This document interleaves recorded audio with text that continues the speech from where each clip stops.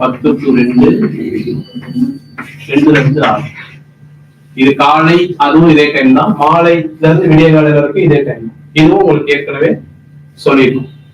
So இந்த 6 to 10 அப்படிங்கிறது வாதம் சிறப்புறும் காலம், பித்தம் சிறப்புறும் காலம், கபம் சிறப்புறும் காலம் சொல்லிட்டு இந்த ஒரு 4 மணி நேரம், 12 மணி நேரம் பகல், 12 மணி நேரம் இரவும் பிரியுது.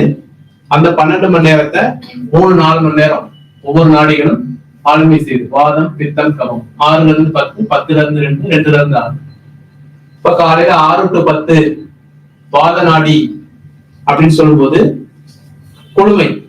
ஓகே, வாத பகுதிங்கிறது தொப்புள் பகுதி. தொப்புள் பகுதியில உங்களுக்கு நடக்கக்கூடிய சுவாசம். அப்ப நீங்க 6ல இருந்து 10 அப்படின்ற அந்த டைமுக்குள்ள உங்களுக்கு என்ன நடக்குது அப்படின்னா வாசியோக தியானம். இது அன்னிச்சையா நடக்கிறது. தியானமே செய்யாவிட்டாலும் இதன் அடிப்படையில தான் ஒவ்வொரு ஆதார சக்கரங்களும் என்ன செஞ்சிட்டு இருக்கு, இயங்கி. ஓகே, அப்ப நீங்க தியானம் பண்ணீங்க அப்படின்னா இன்னும் கொஞ்சம் சிறப்பா இருக்கும். அதாவது கவனிக்காமையே கொஞ்சம் கிளியரன்ஸ் இருக்கு, கவனிச்சா நல்லாவே கிளியரன்ஸ் இருக்கும். அதான் தியானத்துடைய நோக்கம்.